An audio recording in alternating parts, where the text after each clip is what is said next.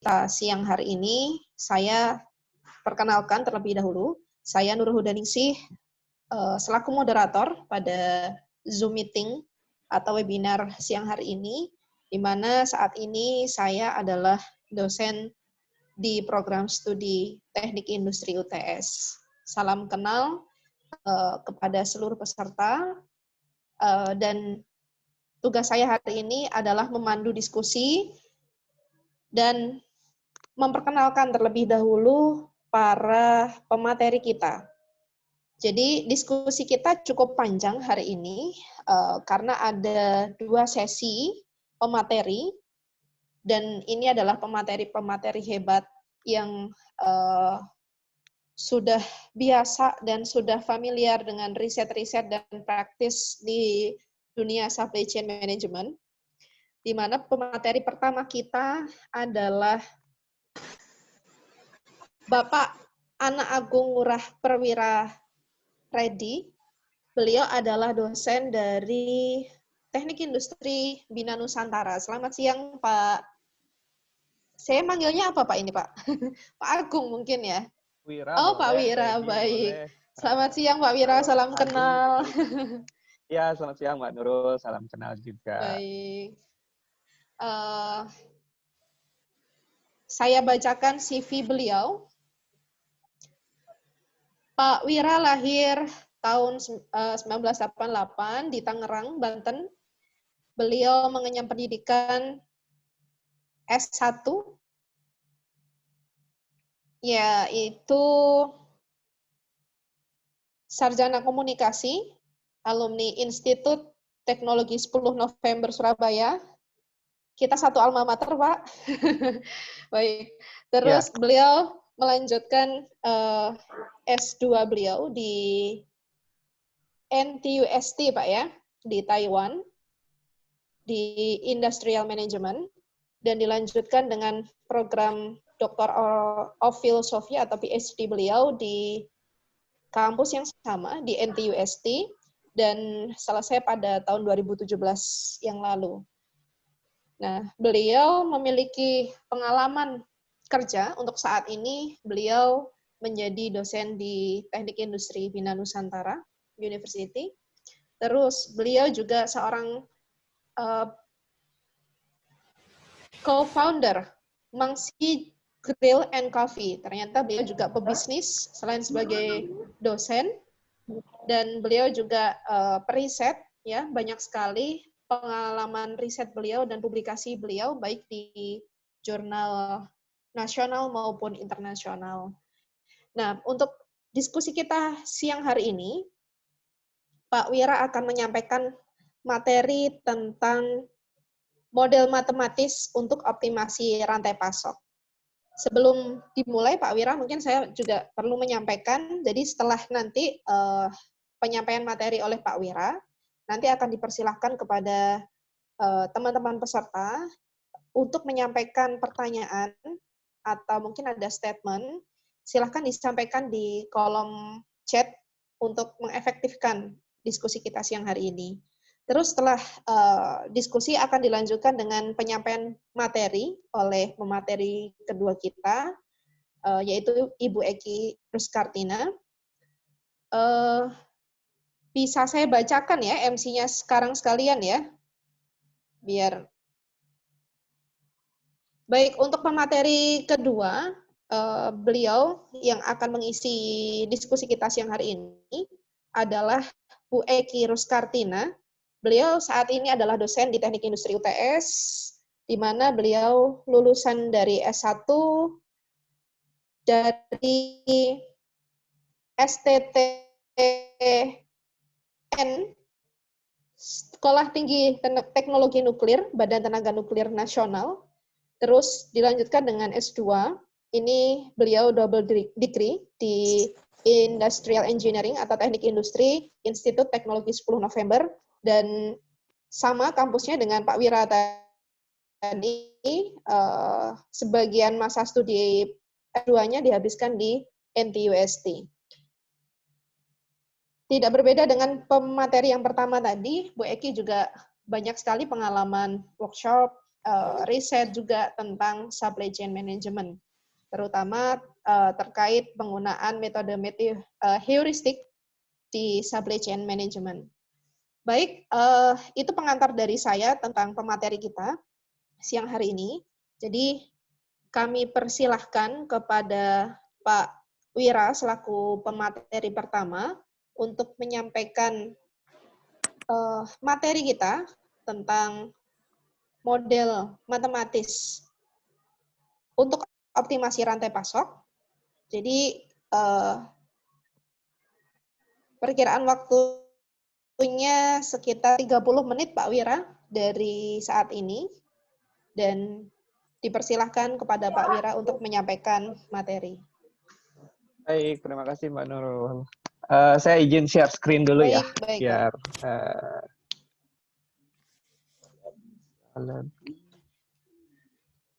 Oke, share. Kemudian slide. Oke. Nah, sebelumnya saya mau izin bertanya dulu, apakah sudah tampil ya halaman slide yang saya Sudah, Pak. Sudah, Pak. Sudah, oke. Pertama mungkin terima kasih dulu nih untuk Universitas Teknologi Sumbawa yang sudah memberikan saya kesempatan untuk menyampaikan materi yang berjudul model matematis untuk optimasi rantai pasok ini. Kalau ke Sumbawa sendiri saya belum pernah. Pengen sebenarnya ke sana karena saya paman ada di sana di dinas kesehatannya di Sumbawa Besar. Mungkin next time kalau sudah pandemi mungkin saya akan. Baik, Pak Wira. Oke, Kami tunggu. itu ya terima kasih. Ya itu soal judulnya begitu ya. Nah tadi terima kasih banget nih Mbak Nurul sudah diperkenalkan dengan lengkap dan jelas. Cuman saya koreksi sedikit. Saya lulusannya teknik informatika. Waktu itu jadi gelarnya Eskom gitu ya. Sarjana komputer. Ah, ITS ya. Jadi kita satu alumni tapi beda jurusan lebih kayaknya ya. Mbak Nurul berarti di teknik industrinya, saya di teknik informatikanya. Kalau sama Bu Eki yang materi 2-nya saya satu alumni di Taiwan. Kebetulan waktu di Taiwan juga ada sempat riset bersama, kemudian kita publish paper bersama juga ada. Oke, mungkin saya tambahkan sedikit saja dari yang sudah dibacakan Mbak Nurul tadi.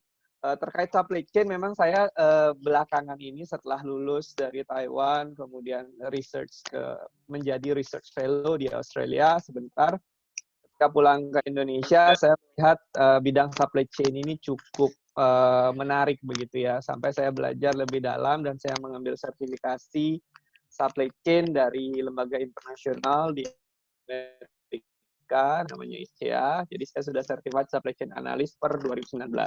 Kebetulan pengadaannya itu di Indonesia. Kalau teman-teman mendalami supply chain, kalau di Indonesia mungkin salah satu peneliti atau figur supply chain yang lumayan terkenal ya Prof. Nyoman Tujawan, salah satu contohnya. Itu beliau kebetulan yang menjadi tutor dan mentor untuk sertifikasi tersebut. Jadi saya ambil dan alhamdulillah lulus begitu per 2019. Kemudian soal saat ini ya betul sudah sekarang saya di BINUS mengajar di S2 Teknik Industri. Nah, kalau di Bali memang ya adalah bisnis kecil-kecilan gabung sama teman-teman gitu ya. Jadi nanti kalau teman-teman ke Bali bolehlah berkunjung ke kafe kami gitu ya. Oke, itu perkenalan ringan saja ya. Jadi saya pengen memang bawa materi ini, supply chain itu kompleks teman-teman. Jadi kita nggak usah ikut membawakannya dengan rumit dan kompleks, apalagi model matematis tambah supply chain, kompleks tambah kompleks, kompleks kuadrat gitu ya. Jadi kalau ini terlalu serius saya bawakan, takutnya langsung baru mulai sudah berat. Ya gimana Mas, ada halangan? Ya, saya lanjut ya. Oke, berikutnya saya masuk ke, nah ini materinya yang saya bawakan, saya coba ringkas saja. Saya bagi jadi 3 bagian. Bagian pertama saya coba, meskipun teman-teman di sini saya yakin ada yang pada ahli soal supply chain, praktisi supply chain, tapi kita coba lihat dari basicnya dulu. Supply chain itu apa, model optimasi itu bagaimana, bagaimana nanti berikutnya baru kita mengimplementasikan model matematis dan optimasi ini di supply chain. Ya. Kemudian ya baru berikutnya kita lihat apa sih yang di bagian mana sih cocoknya model matematis di bidang supply chain ini, apa saja pertimbangan-pertimbangan yang diperlukan. Ya. Oke. Supaya tidak terlalu panjang, kita langsung saja. Jadi kalau kita bicara supply chain begitu ya, supply chain ini kalau saat ini sudah banyak diperbincangkan. Berbeda kalau dengan kalau kita baca buku-buku supply chain tahun-tahun terbitan 2000 awal ataupun 90-an, itu terminologi supply chain mungkin masih baru. Tapi kalau sekarang sudah digunakan di berbagai industri, perusahaan, dan sebagainya, begitu ya. Bahkan kalau kita bicara supply chain, biasanya sering diasosiasikan dengan kalau perusahaan sukses, oh berarti supply chain-nya bagus. Kalau supply chain-nya gagal, bisa jadi dia berkontribusi ke kerugian perusahaan dan sebagainya gitu ya. Jadi kalau definisi, ada berbagai banyak sumber yang memuat definisi supply chain. Jadi saya coba bawakan dari kita contoh deh biar lebih enak. Ini saya mau coba bawakan contoh supply chain produk yang mungkin sudah familiar sama teman-teman semua ya. Gula pasir gitu ya. Nah, kalau gula pasir di sini lebih detail mungkin gula sachet gitu ya. Nah, pernah nggak kita berpikir gula sachet yang kita konsumsi sehari-hari, yang kalau saya hobi ngopi gitu ya. Pagi-pagi saya ngopi, sore-sore saya ngeteh, santai banget ya hidupnya. Tapi ya saya memang suka memulai hari dengan kopi.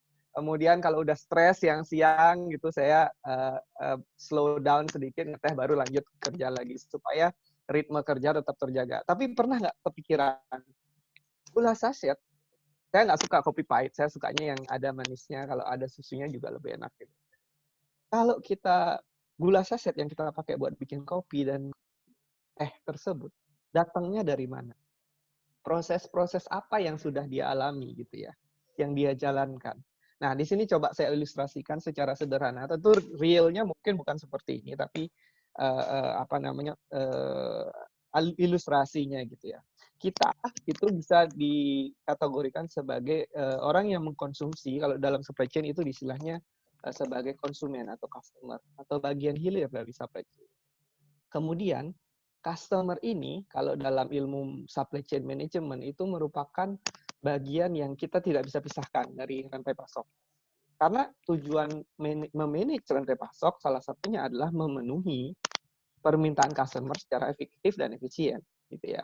Nah, jadi kalau dalam di kasus supply chain gula gitu, kita mungkin bisa dapat gulanya itu dari minimarket, supermarket, pedagang pasar tradisional. Nah, bagian ini atau entitas ini disebut dengan retailer gitu ya. Retailer sendiri bisa jadi mendapat barangnya dari retailer lainnya atau distributor yang menyimpan barang dalam jumlah yang lebih besar gitu ya. Nah, dalam supply chain itu dari retailer ke ngambil dari distributor, tentu kegiatan yang dialami banyak ya. Mulai dari nyari sumber suppliernya, mesen barangnya, nyimpan barangnya di gudang, sampai pengirimannya yang sering disederhanakan dalam istilah sehari-hari itu logistik. Nah, jadi pihak distributor tadi ya, retailer ngambil dari distributor istilahnya. Nah, distributor juga bisa jadi melakukan kegiatan yang sama dengan yang tadi, nyari supplier dan sebagainya, nyimpan inventory. Dan retailer distributor ini juga nanti dia ngambil barangnya dari yang memproduksi gula tersebut, gula sachet tersebut. Nah, yang memproduksi ini biasanya disebut dengan pabrik atau manufaktur, gitu ya, atau manufacturer kalau di bahasa Inggris kan. Ya.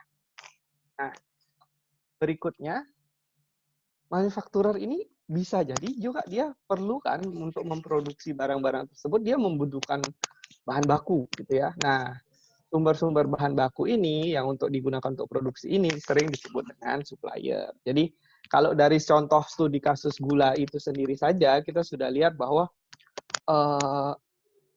ada banyak sekali entitas yang terlibat dalam manajemen rantai pasok. Gitu ya. Jadi kompleksitas supply chain itu tinggi, salah satunya dikarenakan entitas yang terlibat banyak, mulai dari supplier, manufaktur, distributor, retailer, sampai barangnya ke rantai itu customer.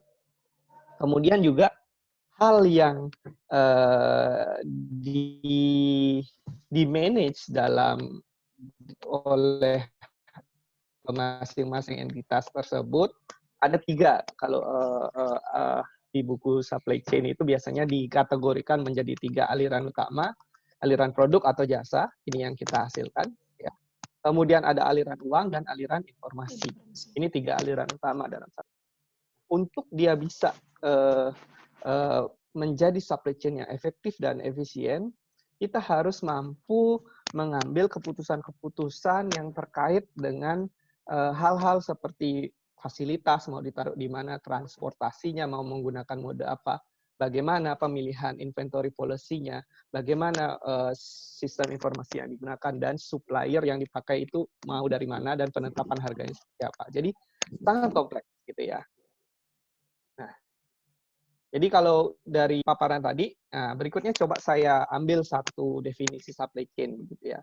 Ini dari salah satu suhu atau pakar lah dari supply chain, dari Profesor Sincilevi di MIT. Jadi kalau kita lihat ilustrasinya bisa dikatakan bahwa supply chain itu menurut Prof. Sincilevi ya, supply chain management is a set of approach utilized to efficiently integrate supplier, manufacturer, warehouse, and stores. Berarti entitas-entitas tadi paling terintegrasi kalau dalam manajemen rantai pasok. Di mana tujuannya adalah supaya memproduksi dan mendistribusikan produk ataupun jasa pada kuantitas yang tepat, lokasi yang tepat, dan waktu yang tepat. Right quantity, right location, and right time. Karena tujuannya ya nanti meminimasi sistem wide cost. Jadi tidak hanya biaya di masing-masing entitas, tapi secara sistem dia biayanya minimum dan mampu memenuhi kebutuhan atau keinginan dari customer tadi sesuai dengan satisfying service level requirement gitu ya. Jadi ini salah satu definisi supply chain yang menurut saya lumayan sangat-sangat cocok kalau kita gunakan untuk ilustrasi yang sederhana. Oke, itu soal supply chain. Dan bahkan ini beberapa literatur soal supply chain yang saya baca itu ada dari Profesor Martin Christopher dari Cranfield University. Dia di bukunya itu bilang begini, sekarang ini persaingan bisnis itu bukan antar perusahaan lagi, tapi antar supply chain dengan supply chain yang saling berkontribusi. Nah ini contohnya. Ketika kita bicara Apple versus Samsung, dia satu ngeluarin iPhone, satu ngeluarin Galaxy, Samsung Galaxy S. Sebenarnya tidak hanya Apple dan Samsung yang saling berkompetisi, tapi seluruh supply chain di belakangnya harus melakukan tugasnya dengan baik sedemikian hingga produk yang dihasilkan bisa dihargai oleh si pelanggan ini sesuai dengan apa yang diinginkan oleh rantai pasok gitu ya. Jadi tidak hanya Apple versus Samsung sekarang, tapi supply chain-nya produknya Apple versus supply chain-nya produknya Samsung. Kan saking kompleksnya, kita lihat tuh ini saya ambil dari list supplier-nya Samsung sama Apple ya. Samsung itu at some product dia merupakan suppliernya Apple gitu. Nah, tapi itu untuk bahasan lainnya gitu ya. Ini kita pengenalan dulu. Kalau ini balik ke terminologi gitu ya. Supply chain itu kalau kita gambarkan timeline-nya ini terminologi ini baru-baru 90-an gitu ya. Ya, di mana aktivitas-aktivitasnya sebelumnya ya kita bisa sering istilahnya ada yang mengenal material management, physical distribution, itu nanti jadi logistik digabung dengan manajemen marketing, information system, itu baru jadi consider sebagai. Nah, itu about supply chain ya, lumayan panjang ya saya jelasinnya 10 menit, tapi it's okay, at least kita punya fondasi yang basic sama dengan terkait supply chain gitu ya, pandangan kita. Nah, tadi kita bicara kalau supply chain pengen optimal, dia harus mengambil keputusan-keputusan yang kompleks. Nah, untuk mengambil dalam pengambilan keputusan teorinya ada banyak sekali approach. Nah, di sini saya mencoba bawa ke bahasan bagaimana mengambil keputusan yang efektif itu adalah keputusan yang optimal. Nah, di sini kita ada pendekatan namanya pendekatan analytics begitu ya. Jadi apa itu pendekatan analytics? Pendekatan analytics itu adalah pengambilan keputusan. Kalau dalam ini dalam supply chain itu kita nggak serta-merta pakai insting aja. Oh, kayaknya menurut insting saya ini nih keputusan terbaik untuk supply chain kita. Inventorinya harus segini. Tidak bisa serta-merta seperti itu. Tapi kalau kita menggunakan metode analytics, itu artinya kita mengambil keputusan itu berdasarkan proses scientific atau proses yang terstruktur dari insight berdasarkan data-data yang kita peroleh, gitu ya. Jadi itu disebut metode analitik. Nah, pendekatan analytics itu sendiri ada 3, bisa kita bagi jadi 3. Metode descriptive analytics, metode predictive analytics, metode prescriptive analytics. Nah, di sini kenapa saya jelaskan 3 ini? Karena nanti kan kita akan bicara bagaimana mengoptimasi keputusan dengan menggunakan model matematis. Di sini kita harus tahu dulu, sebelum kita bisa menggunakan tools model matematis untuk mengoptimasi keputusan kita harus punya basicnya dulu sebelum kita beranjak menggunakan tools tersebut. Nah, di sini kenapa saya bicara ada 3 tools analytics? Karena begini, sebelum model matematis itu letaknya di prescriptive analytics. Itu akan menyarankan apa yang harus kita lakukan supaya keputusan yang kita lakukan ini optimal, begitu ya. Itu seperti dokter ibaratnya, oh Anda sakit apa, saya buatkan preskripsinya supaya sakitnya cepat sembuh, gitu ya. Tapi sebelum Anda tahu obatnya apa, kita harus punya dulu basicnya. Yaitu kita harus jalanin dulu apa yang namanya descriptive analytic. Kita harus tahu dulu apa yang terjadi, begitu ya. Descriptive analytics adalah tools-tools analytics atau metode-metode analytics yang menjelaskan apa yang sedang terjadi. Gitu ya. Bagaimana caranya? Ya tentu bisa dengan data, statistik sederhana, mean, median, average, berapa rata-rata demand. Itu adalah bagian dari descriptive analytics. Visualisasi data itu adalah salah satu bagian dari descriptive analytics. Nah, kemudian setelah kita tahu deskriptif, baru kita naik menggunakan metode predictive analytics. Kita bisa prediksi, oh kalau kecenderungan datanya seperti ini, kita bisa tahu nih, kira-kira nanti ke depan akan seperti apa. What will happen? Gitu ya. Nah, berikutnya setelah kita tahu apa yang kira-kira akan terjadi, terus kita daftarkan kombinasi, oh kalau begini ke skenario-nya, kalau begini skenario-nya, kalau begini skenario-nya, baru kita pilih mana yang paling terbaik, yang perlu kita lakukan. Itu yang disebut prescriptive analytics. What should I do? Gitu ya. Nah, itu sederhananya. Jadi detail di dalamnya ya tentu banyak. Tools descriptive analytics ada banyak. Tools predictive analytics ada banyak. Tools prescriptive analytics ada banyak. Dan ini saya cuma ambil satu toolsnya yaitu mathematical modeling, optimization tools, begitu ya. Jadi kita bicara lebih dalam soal itu. Oke, next. Nah, kalau kita bicara sekarang model matematis, itu ada basicnya ini. Jadi ada 4 hal utama yang harus teman-teman pahami kalau kita mau gunakan optimization model untuk pemecahan permasalahan terutama dalam supply chain. Pertama, ketahui dulu sistemnya seperti apa, gitu ya. Kalau kita nggak tahu sistemnya bekerja seperti apa, kita nggak bisa memodelkan dia secara matematis, gitu ya. Apalagi mencari optimal decision-nya seperti apa, gitu. Kemudian setelah kita tahu, baru kita modelkan keputusan yang diambil, tujuan, fungsi tujuannya apa, kemudian decision variabelnya apa, kemudian batasan-batasannya apa, gitu ya. Nah, untuk lebih memudahkan saya kasih contoh sederhana.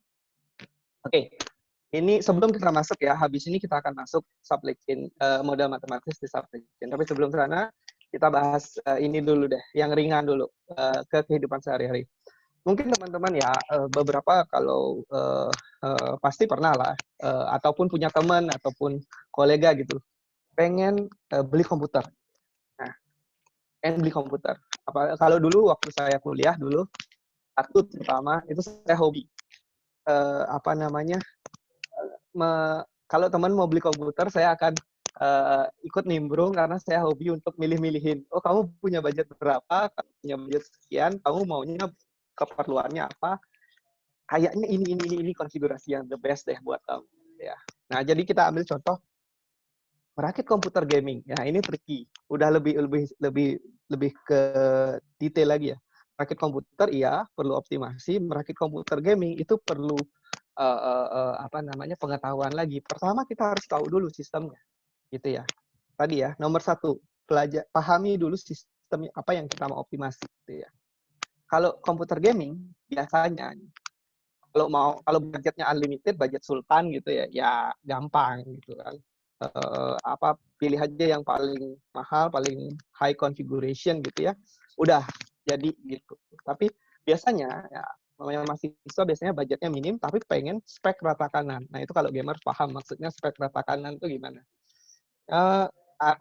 Artinya spesifikasinya yang paling bagus gitu untuk gamenya bisa the best apa namanya opsi terbaiknya lah, berjalan pada opsi terbaik.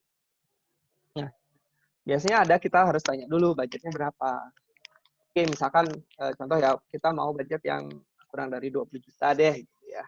Jadi setelah kita tahu, sekarang kita lebih detail lagi. Namanya ngerakit komputer tentu ada komponen-komponennya gitu kan ya. Nah, komponennya misalkan kalau komputer kita harus milih CPU-nya apa.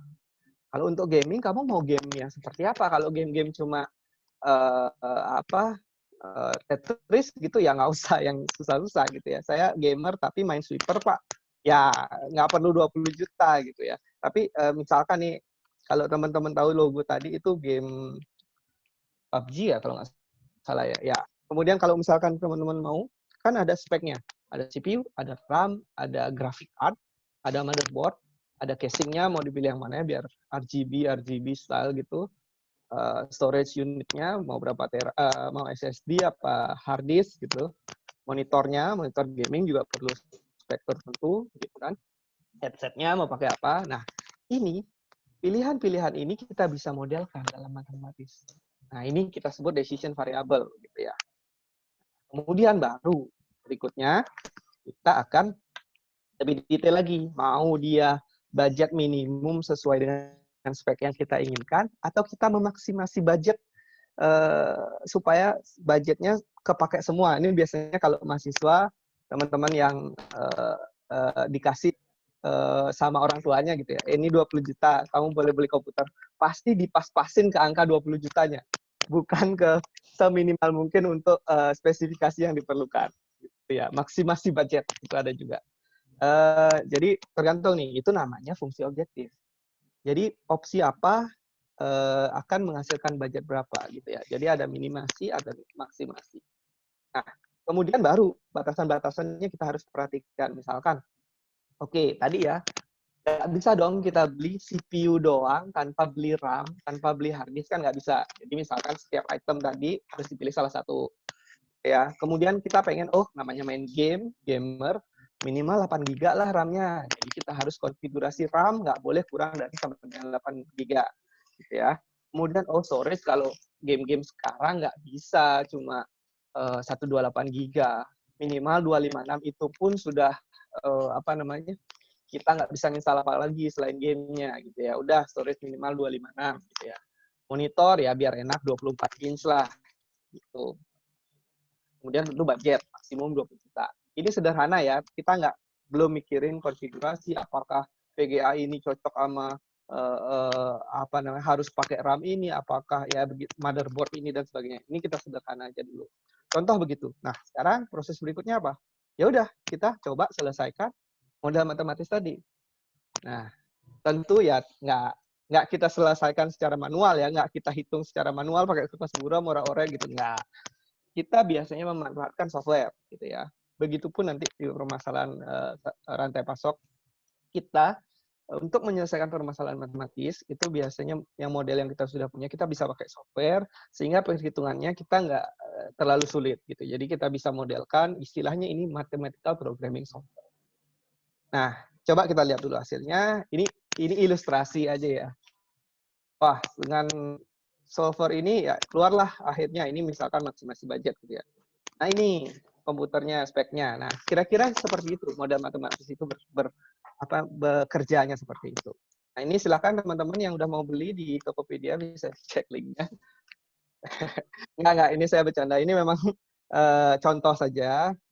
Tapi kalau mau beli beneran ya tiba-tiba saya pengen beli komputer Pak gara-gara Bapak ya itu risiko masing-masing ya. Oke, jadi itu saya bicara soal optimasi, itu ya model optimasi. Nah, kalau kita breakdown lagi, model optimasi itu ada banyak juga. Kalau yang tadi saya bicarakan itu kita khusus ke model optimasi deterministik, di mana inputnya kita tahu, kemudian kita bisa hitung, kita bisa tidak ada variabel yang berubah, gitu ya. Uncertainty belum dipertimbangkan. Kemudian variabel keputusannya sifatnya integer, jadi gitu ya. Jadi ini kalau teman-teman tertarik soal optimasi, jadi masih luas sekali bidang tersebut. Next, kita optimasi bidang supply chain. Ini berarti kita akan di supply chain aktivitas-aktivitas tersebut. Ini kalau saya ambil dari ini sebenarnya dari berbagai sumber ya. Saya sedang menulis book chapter juga terkait ini. Jadi ada saya dari berbagai sumber kita petakan optimasi yang ada di supply chain mulai dari time horizon itu artinya jangka waktu pengambilan keputusan.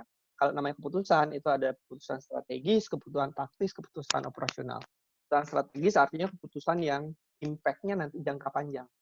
Jadi harus benar-benar dipikirkan karena biaya investasi yang akan digunakan pada keputusan tersebut besar dan dia tidak bisa di reverse gitu ya. Ya udah kalau misalkan nih, kalau kita mau milih, kita mau bikin pabrik di Cikarang gitu ya. Ya investasi pabrik ya ratusan M bisa jadi kan. Kalau kita udah bangun satu, kayaknya besok udah jadi pabriknya, kayaknya nggak cocok deh. Pindah deh. Saya nggak mau di Cikarang, saya mau di Surabaya aja. Ya nggak bisa, itu sudah keputusan yang besar begitu ya, strategik. Nah, berbeda karakteristiknya dengan keputusan taktik, keputusan operasional. Keputusan operasional nih ekstrim satunya lagi ya. Jadi keputusannya itu daily decision gitu. Misalkan contoh optimasi rute gitu ya. Kalau perusahaan logistik itu kan tiap hari dia akan melakukan pengiriman. Memang kelihatannya sedikit-sedikit bisa kita lakukan penghematan atau efisiensi di sana. Tapi kalau kita lakukan efisiensi yang sedikit itu selama setiap hari selama 1 tahun, itu kan pengalinya besar. Itu juga bisa memberikan cost efisiensi yang baik untuk rantai pasok kita. Nah ini yang saya himpun begitu. Nanti, nah ini kita contoh pertama dulu deh. Facility location in supply chain management. Jadi pemilihan lokasi fasilitas dalam jaringan rantai pasok. Jadi memang ini sering sekali dijadikan contoh ya, implementasi model optimasi pada permasalahan supply chain. Nah contohnya sekilas mungkin kalau tadi ya pemilihan lokasi fasilitas seperti mau bangun gudang di mana. Nah, sekarang kan e-commerce banyak nih contohnya ya. E-commerce mereka jaringannya semakin meluas, seluruh Indonesia sudah tercover internet, tentu mereka butuh gudang-gudang distribusi yang mampu menjangkau lebih bagian-bagian terluar yang mungkin sebelumnya belum terjangkau dengan produk-produk atau jangkauan mereka gitu ya. Jadi misalkan kalau dulu nih contohnya, saya dulu waktu belanja, kalau e-commerce dulu di Bali, kita mesti nunggu, ya banyakan produknya nunggu 2 hari gitu ya, karena gudangnya mungkin ada yang di Jakarta, ada yang di Batam gitu ya, 2 hari, 3 hari. Tapi sekarang yang sehari sampai pun ada. Karena kadang-kadang ada e-commerce yang punya gudang di daerah Indonesia bagian tengah atau timur gitu, Surabaya di gudang gitu. Jadi lebih cepat. Nah, keputusan untuk memilih lokasi fasilitas untuk melayani customer dengan lebih optimal sekaligus meminimasi biaya itu juga bisa dimodelkan dalam supply chain. Nah, ini survei dari ada literatur mengatakan bahwa kalau bisa melakukan keputusan tersebut dengan baik, kita bisa expect cost efficiency sebesar 5-15%. Nah, ini supaya lebih agak menarik sedikit, saya bawa, ini contoh saja ya, contoh sederhana, bagaimana mengimplementasikan contoh aplikasi model matematis facility location problem untuk jaringan rantai pasok. Nah, ini saya coba buka. Oke, Gurobi ini salah satu solver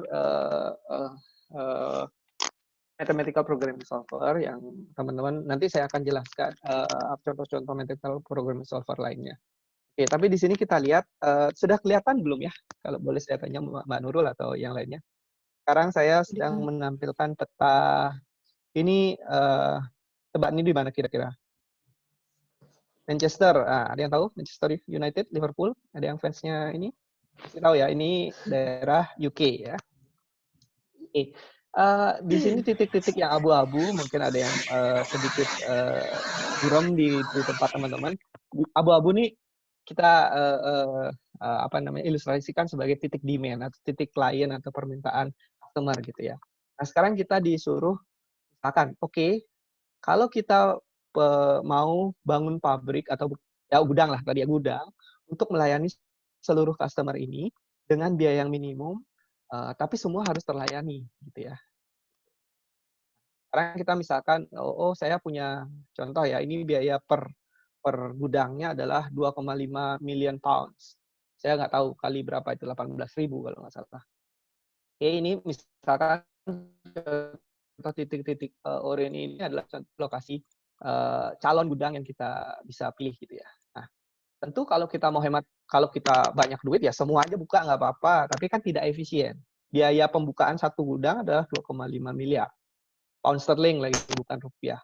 Nah, itu kita ingin gudang yang dibuka minimum, tapi untuk distribusinya itu biayanya juga minimum. Nah, ini kalau kita contoh, kita coba klik optimize ya. Nah, ya. Jadi kita dari total 15 lokasi kandidat itu sebenarnya cuma butuh 1, 2, 3, 4, 5 saja cukup untuk melayani semua demand tersebut. Ini bukan sulap, bukan sihir ya sebenarnya ya, tapi ini menggunakan pendekatan optimasi matematis. Jadi kalau teman-teman breakdown detailnya, salah satu komponen utamanya adalah ya ini penyelesaian model matematis. Contohnya adalah di sini saya coba bawa model namanya fixed charge facility location problems, di mana fungsi objektifnya adalah minimasi jumlah gudang yang di masing-masing gudang itu ada biayanya tadi, dan juga ditambah dengan minimasi biaya untuk melayani masing-masing customer atau klien yang dilayani dari gudang tersebut. Jadi decision variabelnya ya gudang yang mana yang dibuka, kemudian gudang ini akan melayani customer yang mana gitu ya. Nah, constraint-nya ya semua customer harus terlayani dan sebagainya. Gitu ya. Ini detailnya tidak saya bahas di kesempatan ini. Mungkin next kalau kita ada kesempatan lainnya sekalian workshop gitu, cara pakai softwarenya dan sebagainya, mungkin nanti bisa kita lakukan itu. Oke, next sebenarnya masih ada banyak contoh, cuman waktunya agak terbatas begitu ya, jadi saya akan agak percepat. Ada assembly line balancing, ini di bidang produksi gitu ya. Bidang produksi kalau mau produksinya efisien, masing-masing station yang di assembly line itu harus punya load yang sama sehingga nggak ada bottleneck gitu ya. Nah, ini contohnya di penggunaan assembly line dari pembuatan mobil atau elektronik juga ada seperti itu ya. Bisa jadi fungsi tujuannya misalkan minimize cycle time, minimize jumlah station, dan sebagainya. Nah, ini contoh modelnya, model matematisnya begitu ya, decision variabelnya. Nah, kalau di sini mungkin agak lebih rumit, karena kalau kita produksi, ada produksi misalkan oh setelah melakukan tugas ini, sebelum melakukan tugas ini harus didahului dengan tugas yang lainnya. Gitu, misalkan sebelum Anda melakukan fungsi C, tugas C, Anda harus melakukan tugas B dulu. Nah, itu kalau di teknik industri itu istilahnya dengan precedence diagram. Mungkin teman-teman akan belajar juga kalau belajar teknik industri. Kemudian ada juga, nah ini kalau industri jasa gitu ya, ataupun industri service, saya di restoran gitu, kita akan ketemu dengan masalah penjadwalan pegawai gitu, apalagi masa-masa pandemi gini, itu stres banget bikin penjadwalannya. Kita harus pakai jumlah, kita harus menghemat sebaik mungkin supaya pegawai yang dipakai itu seefisien mungkin, tapi juga kita harus mikirin mereka semua ini juga butuh apa namanya pekerjaan gitu ya. Nggak boleh kalau orang ini murah nih dia aja terus suruh kerja, nggak boleh kayak gitu juga. Kita juga ada batas minimal jam kerja gitu ya, dan juga ada batas maksimal jam kerja gitu ya. Nah itu penjadwalannya, ada demonya, tapi mungkin nanti saja kalau memang ada waktu gitu ya. Nah ini contoh modelnya. Di sini yang dipertimbangkan mungkin minimasi tadi ya, jumlah pekerja per shift-nya. Kalau perlu, kadang-kadang kalau kerjanya padat ya perlu tambah penambahan pekerja. Kalau di restoran itu ada misalkan, kita perlu nambah DW nggak? DW itu daily worker gitu ya. Jadi ada mahasiswa magang ataupun anak-anak SMK yang bisa bantu di dapur ataupun sebagai customer service dan sebagainya. Gitu ya. And then next, nah ini mungkin akan dibahas juga sama Bu Eki. Ini permasalahan operational ya. Saya banyak punya riset soal ini, di mana kalau di bidang logistik itu kita sering menemui permasalahan gimana sih bikin mengutilize truk kita ini supaya optimal melaksanakan tugas delivery ataupun pick up-nya begitu ya. Nah, kalau VRP dan TSP itu hubungannya mungkin kalau TSP itu sebenarnya penyederhanaan dari VRP. Nah, ini juga ada demonya. Saya skip dulu karena waktunya terbatas.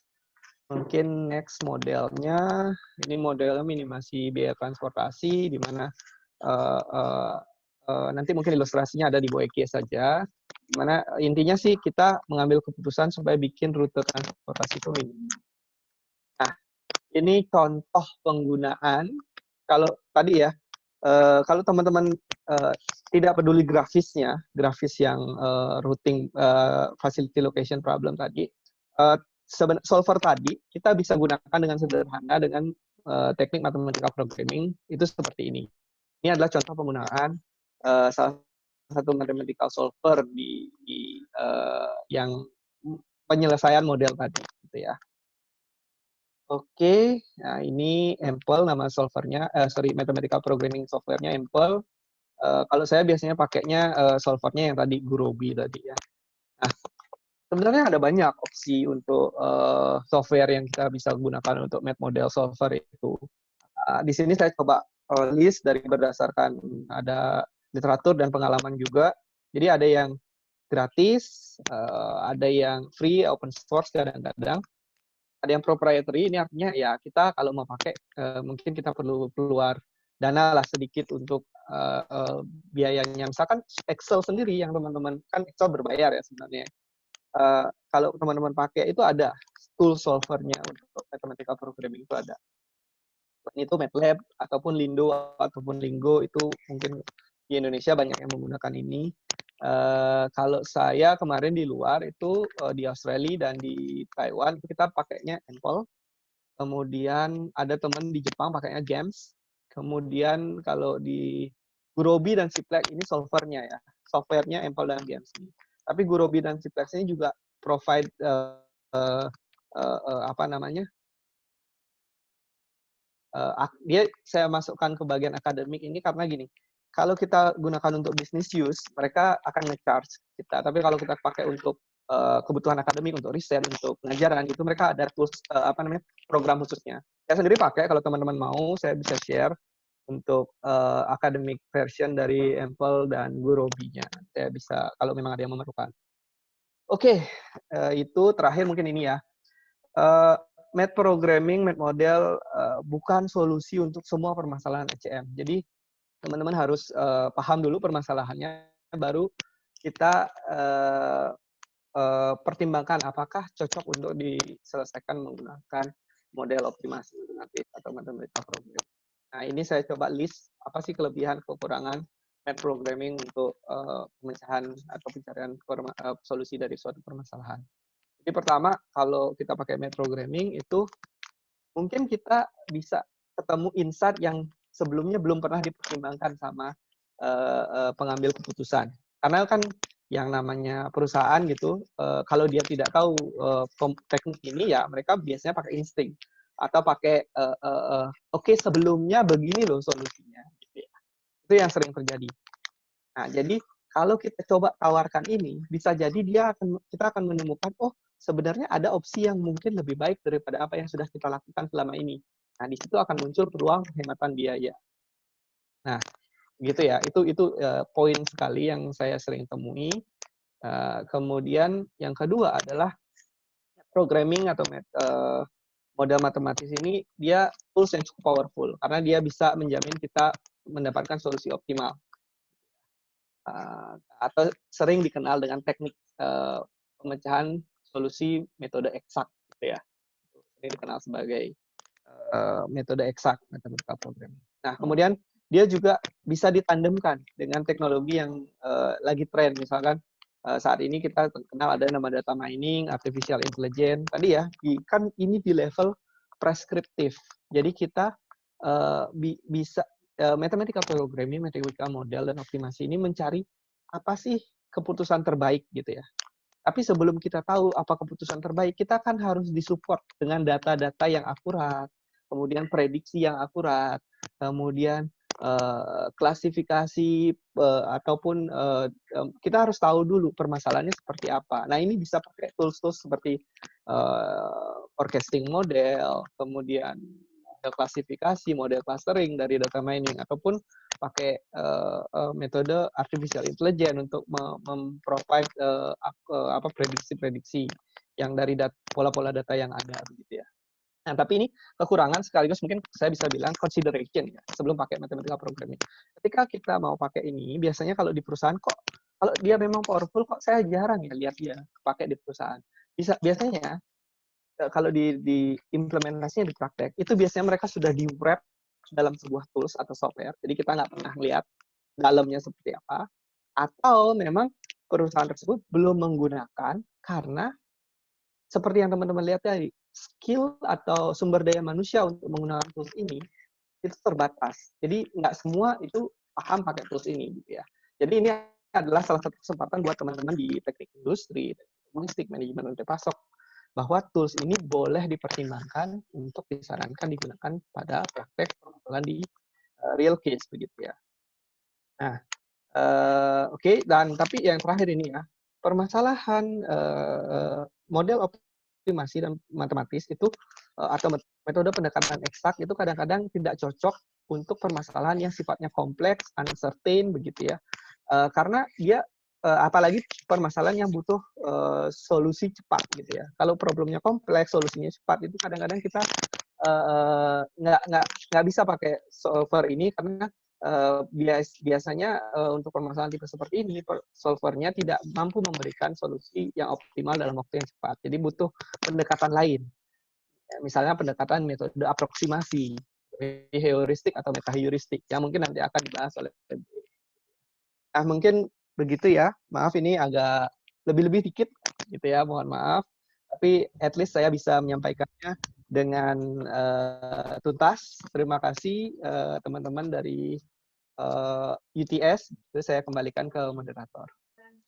Baik, terima kasih Pak Wira atas penjelasannya yang sangat lengkap dari pengenalan SCM sampai model matematis sampai software yang bisa kita pakai ya untuk memecahkan masalah-masalah dalam kajian SCM. Baik Pak Wira, diskusi kita dihadiri oleh banyak instansi Pak, institusi di sini. Jadi mungkin nanti pertanyaannya beraneka ragam, dari akademisi ada praktisi juga ada Pak. Baik. Kita lanjutkan dengan diskusi. Ini ada beberapa pertanyaan yang sudah disampaikan di kolom chat. Saat ini ada 2 pertanyaan. Oh, 3 pertanyaan ya. Ada 3 pertanyaan. Saya bacakan satu persatu, Pak ya. Boleh, boleh, boleh. Baik. Ini pertanyaan dari Fikri, UTS, mahasiswa Teknik Industri UTS. Menanyakan tentang bagaimana tahapan-tahapan ketika sebuah perusahaan ingin membangun sebuah warehouse atau gudang di beberapa titik dengan kondisi sosial dan geografis yang berbeda. Seperti itu, Pak. Ya, ya, ya. Dijawab dulu Oke. atau semuanya? Mungkin satu-satu dulu ya, karena Oke, baik. pertanyaannya mungkin per ini beda-beda waktu yang diperlukan untuk menjawab. Yang pertama ini Fikri, bagus ya pertanyaannya dari mahasiswa kritis gitu ya, sudah memikirkan implementasinya di real case gitu ya. Sebenarnya banyak, seperti yang saya bilang tadi, teknik untuk memecahkan suatu permasalahan itu kan ada banyak. Nah, kebetulan yang saya perkenalkan hari ini adalah teknik menggunakan metode prescriptive analytics, lebih detailnya lagi adalah metode optimasi model matematis. Jadi kalau saya menjawab berdasarkan penjabaran tadi, kira-kira ini kalau kita bicara menempatkan warehouse, berarti kita bisa lihat dulu nih, oh saya belajar dulu nih literatur yang sebelumnya, ataupun penelitian-penelitian sebelumnya, ataupun teknik untuk memecahkan permasalahan ini sudah pernah belum sih dilakukan sebelumnya. Jadi membaca literatur, membaca paper, membaca buku itu ada itu akan sangat membantu mengarahkan kita kira-kira apakah sesuai nggak sih model matematis ini untuk memecahkan permasalahan yang Vicky tanyakan tadi ya. Itu jadi kalau misalkan untuk penempatan warehouse sekaligus memikirkan inventorinya plus kondisi sosial dan geografis, mungkin ada yang mirip gitu ya papernya di facility location problem, hub location problem, begitu ya. Ada yang sudah memodelkan secara matematis, tapi kalau kita breakdown lebih detail lagi, misalkan, oh kalau kondisi sosial geografis di Sumbawa beda Pak sama yang di Eropa. Nah, itulah peluang riset ataupun peluang implementasi yang mungkin belum, ya wajar kalau belum dipertimbangkan, karena ini spesifik di domain yang kita hadapi gitu ya. Jadi permasalahan sosial dan geografis yang berbeda, seperti misalkan nih, kemarin saya ketika riset di Australia, itu mau mendesain supply chain network untuk penempatan terminal kontainer darat gitu ya. Jadi inland container gitu ya. Kalau di Australia itu lebih mudah karena ya Australia dia satu benua nyambung semua gitu kan. Jadi untuk melakukan pemilihan lokasinya lebih mudah ketimbang ketika kita bicara Indonesia. Geografiknya jauh berbeda. Satu pulau dengan pulau lain tentu terhubung gitu ya. Itu kira-kira seperti itulah yang tahapannya ya baca literatur, baru kita beranjak dari literatur tersebut apakah sesuai dengan permasalahan kita. Kalau belum sesuai, apa yang harus kita lakukan, itu perlu beberapa tahapan kira-kira seperti itu. Baik, terima kasih Pak Wira. Jadi untuk menjawab itu banyak yang perlu ini Pak ya, dibaca lagi referensi-referensi lain. Dan bisa sebenarnya kalau yang disampaikan Pak Wira tadi, apabila itu belum ada di kondisi geografis tertentu atau sosial tertentu, bisa menjadi peluang riset bagi kita ya.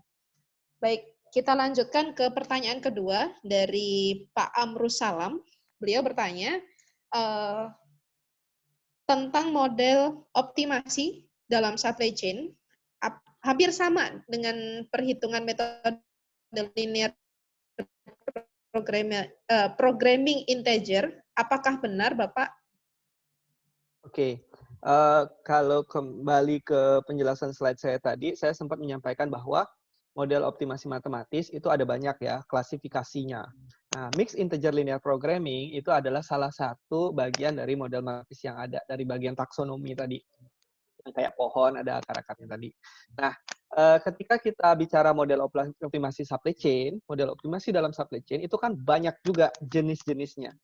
Nah, kalau kita bisa bilang apakah sama atau tidak, beberapa permasalahan dari supply chain itu bisa dimodelkan dalam model optimasi linear programming, integer linear programming. Seperti yang contohnya yang tadi ya, pemilihan lokasi fasilitas, mau buka di sini atau tidak, 1 atau 0, integer linear programming gitu ya. Tapi beberapa nggak bisa. Misalkan pemilih membuat inventory model. Nah, atau membuat model queuing, model antrean. Nah, itu nggak bisa integer linear programming. Gitu. Jadi itu bisa jadi masuknya ke taksonomi yang lainnya gitu. Jadi ada juga permasalahan yang quadratic programming, ada mixed integer linear programming, ada yang keputusannya ada yang integer, ada yang continuous begitu ya. Jadi ada banyak. Metode linear integer programming salah satunya gitu ya. Oke, silakan. Baik, terima kasih. Pertanyaan ketiga, karena keterbatasan waktu teman-teman peserta, jadi 3 pertanyaan untuk sesi pertama dulu ya. Nanti kalau ada waktu kita bisa tambahkan di akhir sesi kita nanti. Pertanyaan terakhir di sesi pertama ini dari Saudara Ahyar Andika. Beliau bertanya tentang cara mengatasi masalah supply chain, khususnya di bidang pertanian, Bapak, apakah bisa? Dan apakah bisa kita menggunakan sistem informasi dalam mencari solusi supply chain di bidang pertanian? Ya. Silakan, Pak. Ya. Oke. Ini masih juga kalau saya bilang ini pertanyaannya bagus dalam arti in practice tentu sistem informasi akan sangat berperan untuk membantu bagaimana seperti yang saya katakan tadi, salah satu decision yang harus diambil dalam supply chain adalah memilih sistem informasi yang tepat untuk membantu 3 aliran utama ya, produk, informasi, dan uang gitu ya dalam rantai pasok. Nah, kalau ditanya apakah supply chain pertanian bisa memanfaatkan sistem informasi? Ya jawabannya secara simpel bisa, tapi bagaimana gitu ya? Ada banyak sekali cara. Jadi teman-teman bisa explore penelitian-penelitian dari peneliti ataupun dari yang sudah ada sistemnya seperti itu ada banyak sekali yang beredar dan teman-teman mau fokusnya di bidang mana. Misalkan nih, ada yang pakai teknologi informasi sekarang misalkan ya. Kalau sistem informasi mungkin lebih arahnya ke bagaimana memanage inventory kita supaya jelas, rantai pasoknya supaya jelas. Tapi yang lagi tren misalkan ya, bagaimana menggunakan blockchain. Ini kan teknologi informasi untuk memantau visibilitas atau tracing produk yang dihasilkan dari petani ini memang benar-benar kita bisa jamin prosesnya dilakukan secara baik sampai ke end customer itu sesuai dengan apa yang dijanjikan oleh si produsen ini misalkan seperti itu. Jadi ada banyak sekali implementasi sistem informasi dan tidak hanya satu, jadi kita nggak bisa bahas detail one by one, tapi secara general dikatakan sistem informasi bisa nggak bantu permasalahan rantai pasok di pertanian? Sangat bisa gitu ya. Baik, terima kasih Pak Wira atas jawaban-jawaban dari pertanyaan teman-teman peserta. Baik, terima kasih. Baik, kita lanjutkan ke sesi kedua, yaitu pemateri kedua kita, yaitu Ibu Eki Ruskartina. Pada kesempatan hari ini, siang hari ini, beliau akan menyampaikan tentang metode metaheuristik untuk penyelesaian permasalahan rantai pasok. Kepada Bu Eki, dipersilahkan. Baik, terima kasih atas waktunya, Bu Nurul. Suara saya terdengar jelas nggak ya? Sudah, Ibu. Jelas sekali. Bu. Terima kasih atas pemaparannya juga, Pak Wira, memberikan insight-insight baru dan refresh ilmu buat saya juga. Eh, untuk sesi kedua ini saya izin share screen dulu sebentar ya.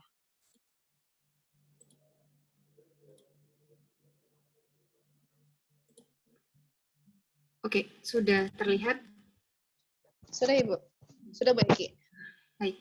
Bismillahirrahmanirrahim. Assalamualaikum warahmatullahi wabarakatuh. Untuk sesi kedua ini saya akan membawakan tentang metode-metode heuristik untuk menyelesaikan permasalahan rantai pasok. Untuk permasalahan rantai pasok sendiri tadi sudah dibuka ya oleh Pak Wira mengenai macam-macam permasalahan di rantai pasok. Di sini saya ingin menjelaskan salah satu cara untuk menyelesaikan rantai pasok dengan metode metaheuristik. Mungkin banyak di antara ibu bapak sekalian yang sudah mengenal metaheuristik atau adik-adik mahasiswa yang mungkin pernah mendengar ya metaheuristik. Sebenarnya metaheuristik itu adalah suatu metode pendekatan atau approximate metodologi untuk digunakan menyelesaikan permasalahan optimasi. Nah, secara bahasa, heuristik itu sebenarnya berasal dari kata heuriskin yang artinya seni menemukan strategi baru untuk menyelesaikan berbagai permasalahan. Sementara itu, meta adalah upper level metodologi. Sehingga kalau bisa digabung, metaheuristik adalah advanced metodologi yang dapat digunakan sebagai panduan atau strategi dalam menyusun dasar heuristik untuk menyelesaikan problem optimasi. Jadi intinya dia itu metaheuristik itu adalah sebuah metode approximate pendekatan untuk menyelesaikan permasalahan optimasi. Nah, ini klasifikasi metode optimasi. Kalau kita bicara tentang metode optimasi, biasanya digunakan untuk menyelesaikan dua jenis problem. Beberapa jenis problem yang saya bahas di sini ada dua jenis problem continuous dan problem kombinatorial. Problem continuous pasti sudah banyak yang tahu ya. Kalau problem continuous sudah familiar kita hadapi di dunia industri ataupun di ilmu pengetahuan yang lain. Kalau kombinatorial biasanya di dunia industri sangat banyak ya. Jadi permasalahan kombinatorial itu adalah permasalahan yang punya sekian banyak kombinasi-kombinasi solusi, banyak sekali kombinasi solusi yang ingin kita pilih salah satunya sebagai solusi optimal. Hanya saja kombinasinya itu sangat banyak. Gitu. Nah, untuk menyelesaikan permasalahan kombinatorial biasanya digunakan ada dua pilihan metode eksak dan metode approximate. Metode eksak kita sudah pelajari di operation research ya bagi mahasiswa industri tentang branch and bound dan juga dynamic programming, banyak yang lainnya metode eksak yang lain. Sedangkan approximate ini ada yang sudah dipelajari, ada yang enggak juga ya tentang heuristik, metaheuristik dan random search. Nah, metaheuristik sendiri dibagi jadi dua kategori. Yang pertama, single solution based search dan population based search. Kalau single solution based search, jadi dia memanfaatkan satu single solusi untuk melakukan pencarian di sebuah searching space.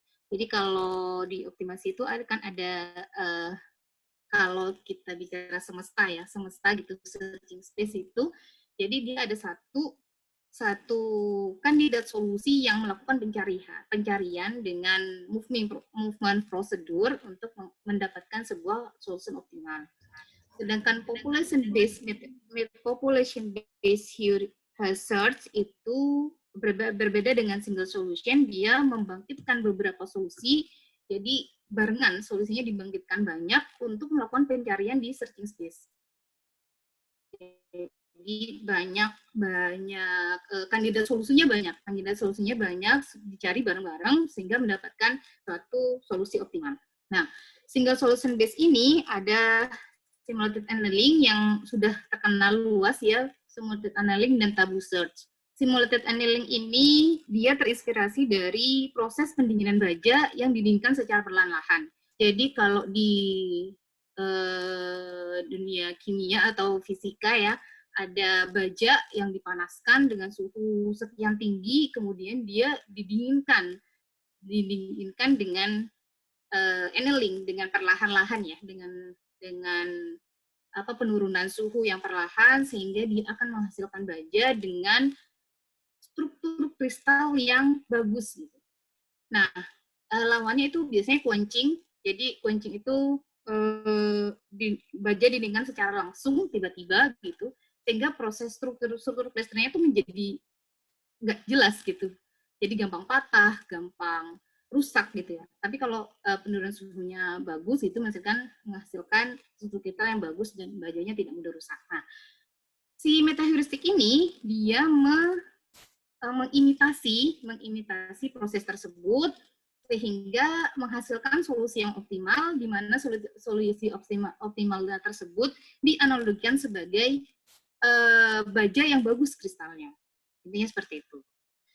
Dan population base itu ada dua, ada dari evolutionary algorithm, ada swarm intelligence. Mereka juga terinspirasi dari nature inspired, jadi dari proses terinspirasi dari kejadian-kejadian alam seperti evolutionary, dan ini kelompok kawanan burung, kawanan ikan, ada kawanan semut, ada juga honeybee.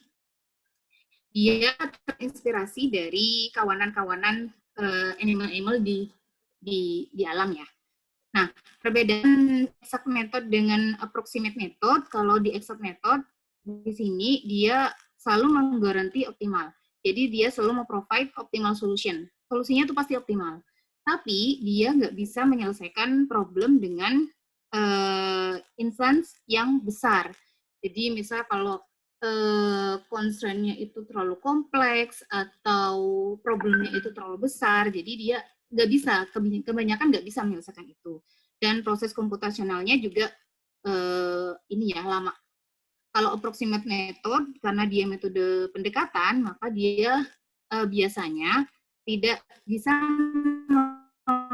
menggaranti optimal. Jadi solusinya tidak selalu optimal gitu ya. Tapi dia bisa memprovide near optimal solution. Jadi optimal solution yang solusi yang mendekati optimal gitu ya. Nah, dia bisa menyelesaikan problem yang begitu kompleks dalam waktu yang reasonable. Jadi waktunya bisa cepat, tapi dan bisa menyelesaikan problem yang begitu kompleks. Ini bedanya exact method dengan approximate method. Nah, kalau metaheuristik sendiri, klasifikasinya sudah tadi ya, ada single solution based, ada population based. Nah, yang ini itu klasifikasinya berdasarkan inspirasinya dia, terinspirasi dari apa? Kalau ini ada terinspirasi dari dari proses evolusi, kalau ini terinspirasi dari physical base, proses fisik, ini dari swarm, dari kelompok-kelompok, dari kawanan-kawanan, ada kawanan semut, kawan burung, ada lebah, ada ikan gitu ya. Nah, ini dari bioinspire, ada artificial immune, ada bacterial foraging optimization, dan yang yang banyak dikenal ada nature inspired algorithm dari firefly, bat, segala macam. Jadi banyak sekali metode-metode metaheuristik yang baru dikembangkan di masa-masa penelitian ini. Sebenarnya metaheuristik itu pertama kali dikembangkan oleh Glover ya pada tahun 1986, dan semakin ke sini banyak sekali metode-metode metaheuristik baru yang diperkenalkan ke dunia penelitian ini ya. Nah, untuk aplikasi metaheuristik di STM problem ini juga banyak penelitian-penelitian yang sudah dilakukan. Ini semua permasalahan-permasalahan SCM seperti vehicle routing, scheduling, resource allocation, facility location, banyak ya. Ini permasalahan metaheuristik yang diselesaikan dengan metode permasalahan SCM yang diselesaikan dengan metode metaheuristik. Ada aku, ada GE, aku ini uncolony, terinspirasi dari semut, GE ini genetic algorithm, ini greedy randomize, ini simulated annealing, tabu search, dan lain-lain. Jadi sudah banyak sebenarnya ya permasalahan SCM yang diselesaikan dibantu dengan metaheuristik. Nah, salah satunya yang paling sederhana permasalahan dalam SCM itu ada traveling salesman problem. Dia definisi dan problemnya sebenarnya sudah dijelaskan tadi ya sama Pak Wira. Dia punya beberapa kota dengan jarak tertentu, di mana D ini represent the distance between cities. Jadi jarak represent jarak antara kota A dan kota I dan kota J. Kemudian kita disuruh untuk meminimasi total jarak, di mana setiap kota itu hanya boleh dikunjungi sekali. Itu definisi dari dari traveling salesman problem. Ini sudah optimal ya. Ini TSP dengan 52 kota. Nah, kalau kita lihat berapa sih kombinasi solusinya, itu ada banyak ya. Ini saya berapa? Pokoknya 10 pangkat 67 sekian kombinasi gitu ya. Dari 52 kota aja udah sekian kombinasi. Ini kalau diselesaikan dengan metode eksak mungkin butuh berbulan-bulan bahkan bertahun-tahun untuk menyelesaikan permasalahan ini gitu ya. Nah, gimana kalau kota yang dikunjungi 20.000, 24.000 gitu, 24.000 kota. Nah, bakal berapa banyak lagi waktu yang dibutuhkan, berapa banyak kombinasi solusi yang ada gitu. Nah, dari sini tuh kita bisa lihat bahwa metaheuristik itu bisa kita gunakan di sini dengan jenis problem ini, problem masalah yang kompleks, kombinasinya yang sangat banyak gitu ya. Kita bisa gunakan metode metaheuristik untuk menyelesaikan jenis permasalahan tersebut. Kemudian yang kedua tentang masalah HCM yang lain ada vehicle routing problem. Ini juga salah satu tesis saya dulu. Ini permasalahannya adalah kita punya depot di sini dan ada kendaraan dengan jenis yang sama. Dia harus melakukan pengiriman barang ke beberapa titik, kemudian dia harus kembali lagi ke depot. Titiknya ada banyak, ada vehicle-nya ada kayak homogeneous, terus objektifnya adalah satisfy demand while minimize total travel cost. Jadi semua customer harus di satisfy, kemudian total travel cost-nya juga harus minimize gitu ya.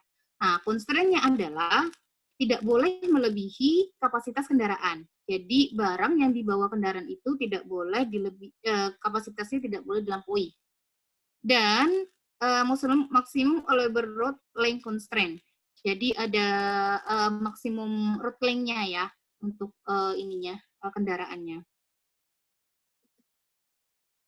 Nah, ini salah satu metode metaheuristik, namanya particle swap optimization atau bisa kita sebut dengan PSO. PSO ini sebelumnya dikembangkan oleh Kennedy dan Eberhard di tahun 1995 dan dia mengimitasi dari kawanan burung. Ya, bisa kalau kita lihat di udara gitu ya, kawanan burung yang sering terbang mencari makanan. Nah, biasanya kan mereka kadang posisinya itu tidak beraturan ya, tapi pada suatu waktu mereka akan mensejajarkan diri menjadi satu titik dan menemukan makanan tersebut. Nah, dari situ si Eberhard ini terinspirasi dari kawanan burung tersebut untuk membuat suatu algoritma sehingga bisa digunakan untuk menyelesaikan permasalahan optimasi. Nah, algoritma ini mengimitasi juga social behavior dari masing-masing individu dari burung tersebut dan juga kognitif dari masing-masing burung tersebut. Nah, sebenarnya problem particle optimization ini, PSO ini dikembangkan untuk menyelesaikan permasalahan continuous. Tapi kedepannya semakin ini dia bisa digunakan untuk menyelesaikan permasalahan diskrit. Nah, ini misal ini ada makanan, ya, ada makanan si burung ini. Kelihatan nggak ya?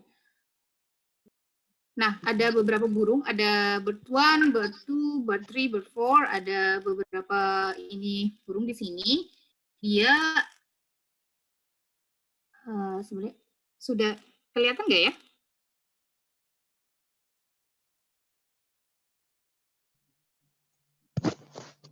Jelas ya, Bu? Kelihatan ya? Masih ya? Jelas. Oke. Jelas, Bu.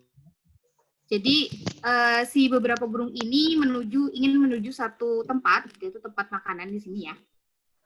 Ingin menuju satu tempat makanannya, kemudian mencari melakukan movement atau perpindahan gitu ya, untuk mendekati si makanan tersebut. Ini posisi sebelumnya 1, 2, 3, posisi sebelumnya, kemudian semakin mendekat. Nah, si masing-masing burung ini dia mempunyai personal base ini posisi terbaik yang pernah dia punya untuk mendekati si makanan, tapi dia juga punya global base. Global base itu artinya posisi terbaik yang dia punya dibandingkan dengan seluruh kawanan. Jadi dia punya P-base, punya G-base. P-base itu dibandingkan dengan dirinya sendiri, pencapaiannya dirinya sendiri, sedangkan G-base itu adalah pencapaian dia dibandingkan dengan seluruh kawanan. Nanti dia akan melakukan movement prosedur sesuai dengan ini PSO, dan akhirnya dia bisa mendekati si makanan ini dengan jarak terdekat. Ini yang bintang ini ya, bintang hijau ini ya. Nah, template-nya kira-kira seperti ini. Yang pertama kita harus menginisialisasi solution dulu, random initialization of the whole swarm. Jadi di generate inisialisasi dulu dengan randomize, kemudian evaluate fx ini objective function.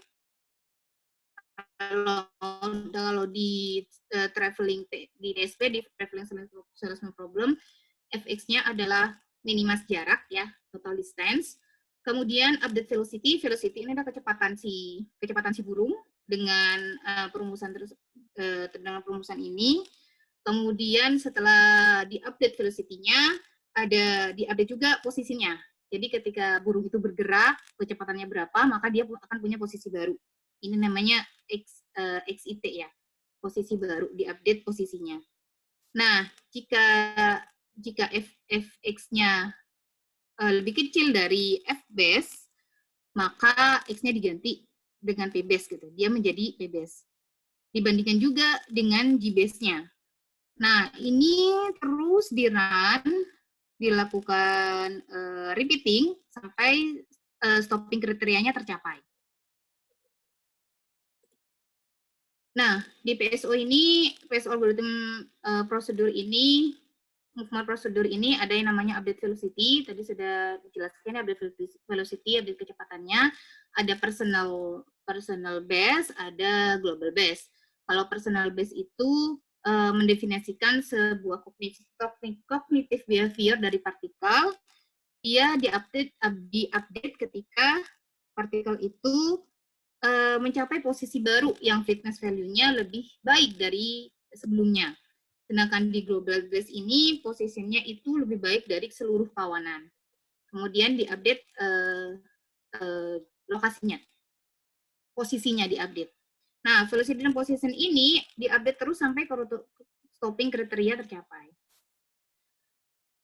Nah, PSO awalnya sebenarnya nggak ada si inertia weight ini, cuma ada improvement untuk PSO ditambah dengan besaran inertia weight. Ini inersia ini maksudnya adalah dia bisa melakukan trade-off antara global exploration dan local exploitation.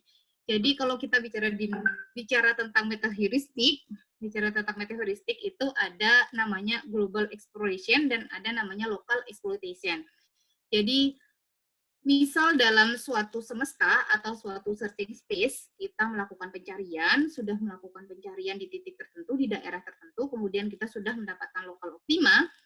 Nah, tapi kita masih punya daerah-daerah lain yang belum terjangkau, belum dicari gitu ya, tidak ada titik-titik lain.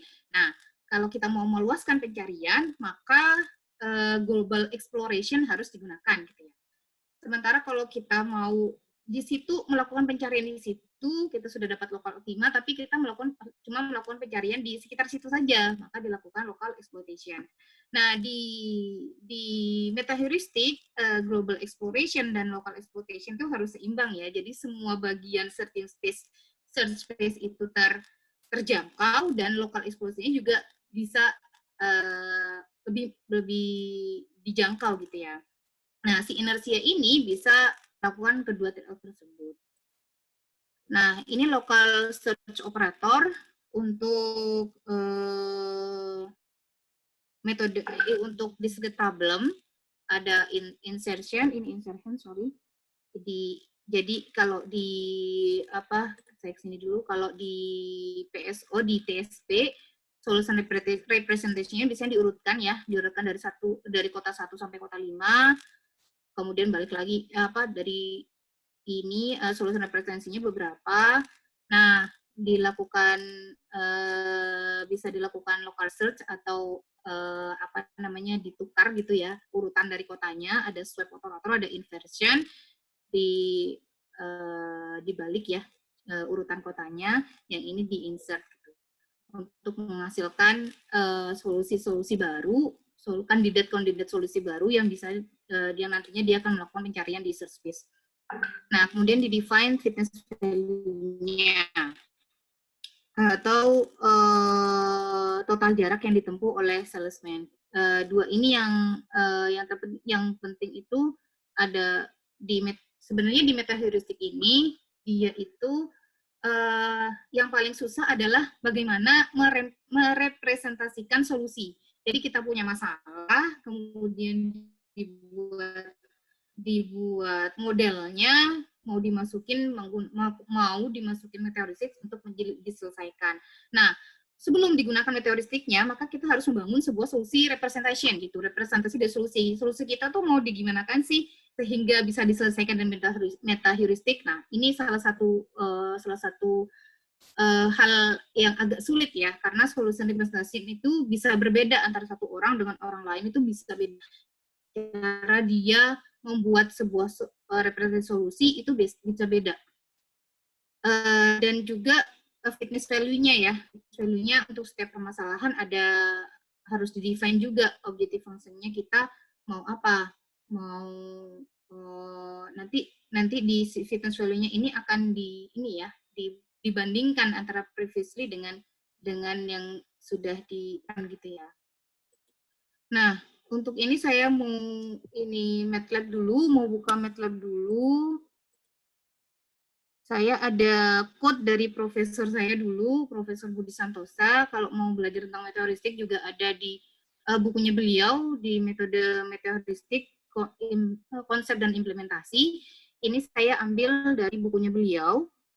Ini permasalahan TSP, Traveling Salesman Problem dengan 10 kota. Codingannya di MATLAB ya. Kita coba run.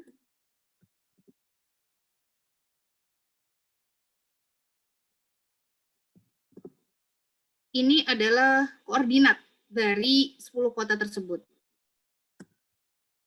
Koordinatnya sekian. Kemudian kita mau run PSO-nya.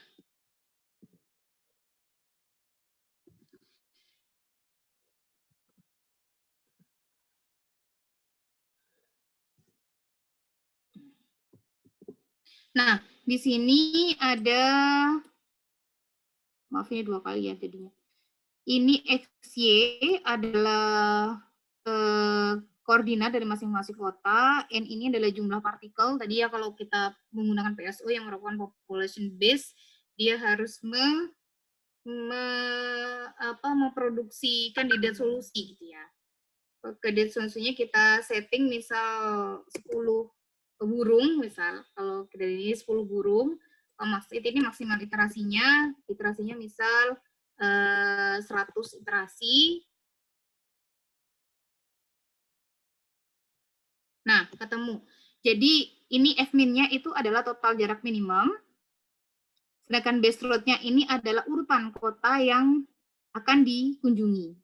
Jadi sudah dilakukan ini ya, pakai PSO tadi dengan populasi yang berbeda, populasi 10, populasi SWAM 10 dengan maksimalisi 100. Nah, ini bisa berbeda-beda kalau kita misal kita mau setting jumlah burungnya nggak 10, misal jumlah burungnya 100, ada jumlah iterasinya 100 juga.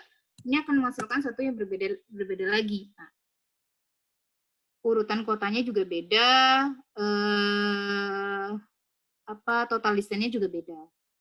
Kalau kemarin saya dapatnya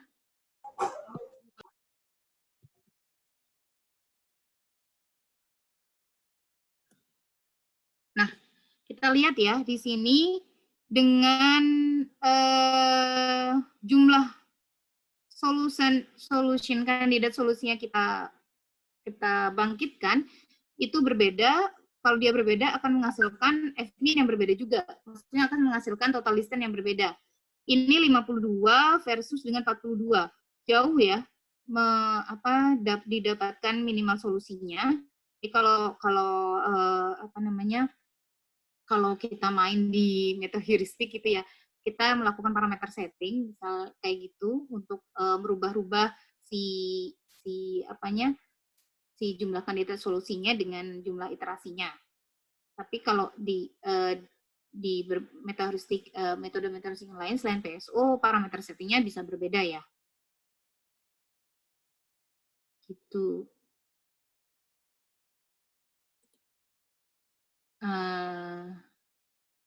Kita lanjutkan dulu.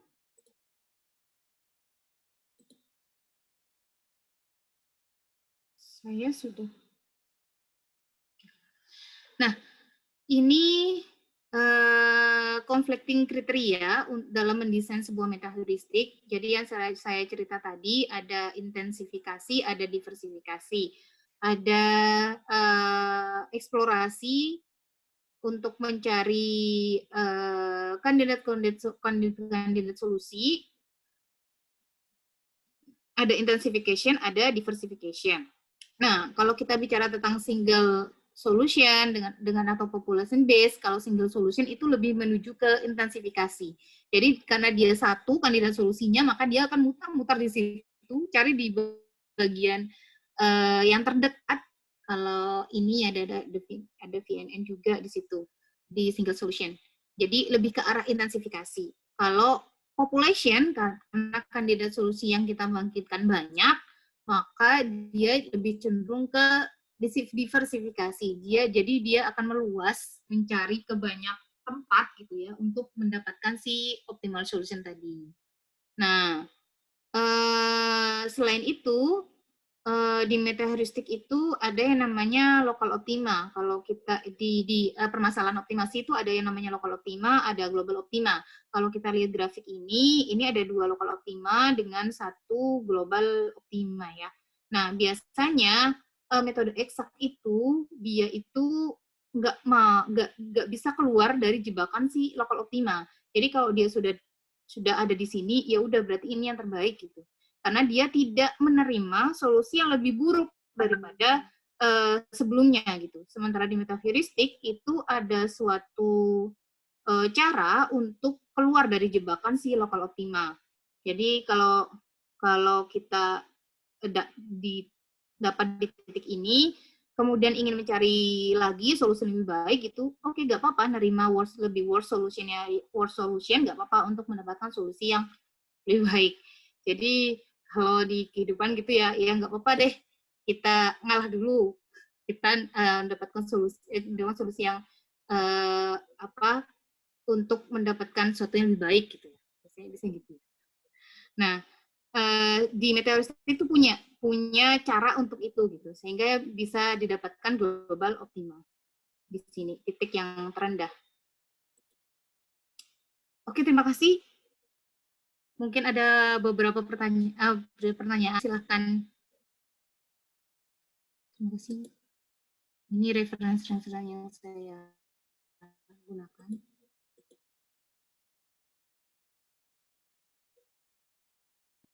Baik, terima kasih Bu Eki atas pemaparan materinya, materi diskusi kita siang hari ini. Baik, selanjutnya kepada peserta dipersilahkan untuk bertanya.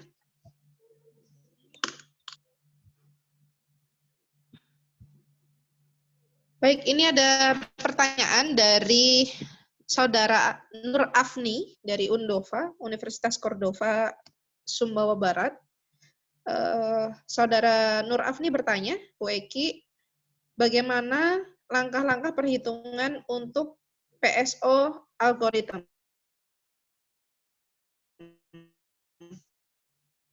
Ya, Baik. tadi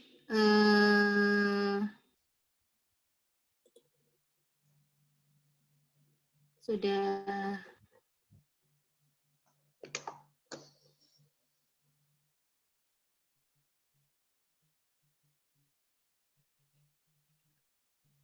itu, oh saya share screen lagi sebentar.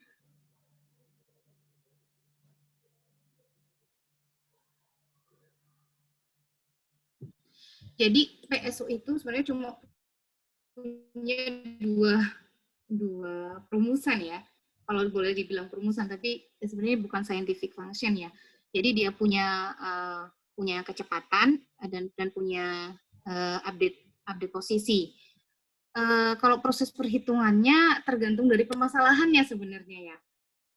Kalau permasalahan apa dulu? Apa permasalahan continuous, apa permasalahan kombinatorial, permasalahan discrete problem, itu berbeda. Jadi si PSO ini nggak punya, misal cara perhitungnya eksak gitu ya, enggak. Jadi dia menyesuaikan dengan permasalahan yang ada gitu. Jadi kita harus punya punya permasalahannya dulu, deskripsinya bagaimana, kemudian kita buat kalau permasalahan ECM kayak tadi TSP atau VRP, kita harus generate solution representation dulu, kemudian membangkitkan bilangan random, masukin ke velocity, update position, dan segala macam itu. Jadi kalau ditanya proses perhitungannya, ya saya bingung juga karena permasalahannya itu nggak banyak gitu ya. Mau saya permasalahan apa gitu Ibu. Baik. Berarti tergantung atas permasalahannya ya Bu Eki ya? Iya, tergantung Baik. sekali dengan permasalahan. Kalau masalahnya beda, proses perhitungan juga akan berbeda gitu. Baik. Secara umum sebenarnya sudah disampaikan melalui slide tentang PSO sendiri. Jadi gambaran umumnya seperti itu. Nah, untuk penyelesaian lebih lanjutnya kembali ke kasusnya seperti apa. Kira-kira seperti itu Mbak Nur Afni. Kepada peserta yang lain dipersilahkan untuk bertanya.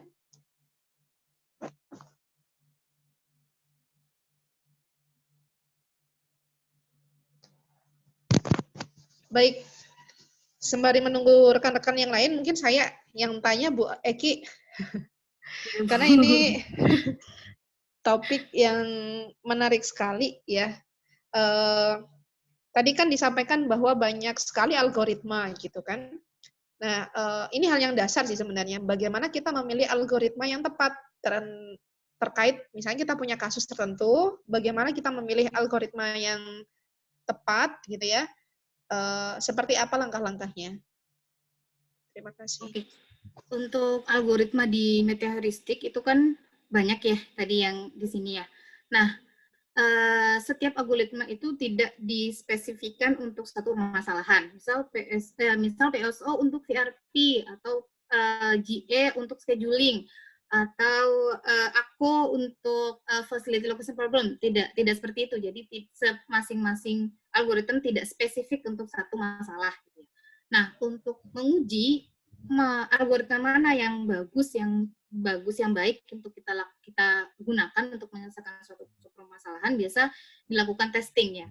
Jadi kalau kita di dunia optimasi itu kan ada, kalau di permasalahan VRP itu ada best known solution, ada ada contoh kasus yang sudah diketahui solusi terbaiknya itu apa gitu. Jadi kalau VRP ya, ini kasusnya ada 14 titik, ada 14 case, ada 14 kasus yang masing-masing kasus ini punya titik berapa, kemudian diselesaikan dengan PSO misal, kemudian dibandingkan dengan best known solution, solusi terbaik yang pernah ada, yang pernah dilakukan oleh peneliti-peneliti sebelumnya. Kalau si meta heuristik yang mau kita gunakan ini bisa menghasilkan solusi tersebut, maka si algoritma ini bisa digunakan, bisa kita gunakan. Tapi kalau jauh dari best known solution, dari solusi terbaik yang pernah ada, berarti dia tidak terlalu cocok digunakan untuk permasalahan yang ada. Atau juga kita bisa menggunakan studi literatur, membaca beberapa paper-paper yang kira-kira sesuai gitu. Misal kalau kita mau menyelesaikan permasalahan scheduling, misal atau facility location problem, paper-paper yang pernah mengatasi permasalahan sama itu pakai algoritma apa? Pakai algoritma ini menghasilkan solusi yang apakah solusinya bagus atau solusinya tidak bisa menghasilkan ke global optima atau solusi yang paling optimal, sehingga kita bisa menentukan sebenarnya dari paper-paper tersebut memilih algoritma yang paling tepat atau cocok untuk digunakan untuk menyelesaikan permasalahan optimasi yang kita punya. Gitu, Ibu. Baik, terima kasih Bu Eki atas jawabannya. Seperti itulah meta heuristik. Jadi memang harus belajar lebih banyak lagi kita ya. Harus membaca lebih banyak lagi, harus praktis lebih banyak lagi agar lebih memahami apa itu meta heuristik dan algoritma-algoritmanya. Baik, satu pertanyaan lagi dari rekan-rekan peserta. Dipersilahkan.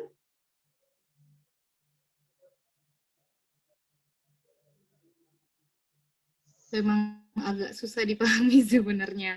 Cuman ya kita harus banyak banyak belajar lagi, membaca, praktis. Terus apalagi kalau ditanya cara menghitung itu sebenarnya agak bingung juga gimana cara ngitungnya karena banyak beda permasalahan ya, beda cara hitung gitu, beda permasalahan, beda solution representation gitu ya. Baik. Baik, untuk pertanyaan terakhir, saya boleh bertanya ya kepada Bu Eki dan Pak Wira.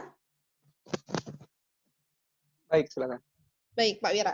Ini saya sambungkan dengan pertanyaan terakhir dari peserta. Jadi, dalam mencari solusi dengan menggunakan optimasi atau meta heuristik dalam kasus-kasus supply chain, sebenarnya problem terbesar itu apa, Pak? Atau Bu Eki, gitu. Dan mohon informasi tentang buku yang direkomendasikan ketika ingin mendalami metode-metode yang Bapak Ibu sampaikan tadi. Silahkan. Dulu atau Bu Eki dulu? Pak Wira dulu, silakan. Pak Wira dulu.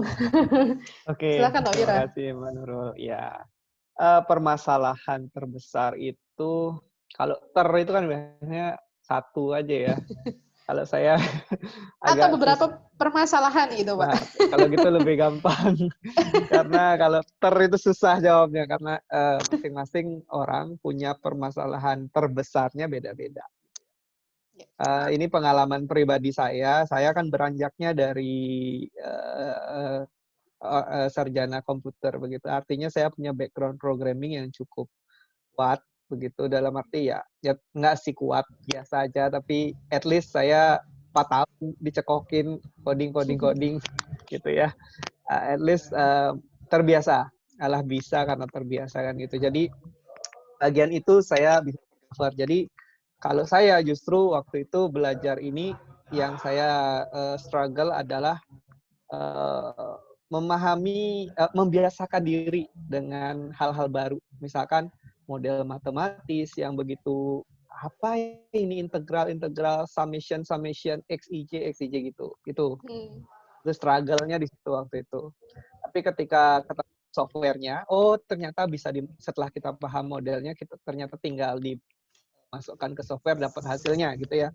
Ketika nemu software-nya, Saya nggak terlalu canggung karena sudah terbiasa bereksperimen dengan software gitu ya. Nemu software baru nggak terlalu canggung.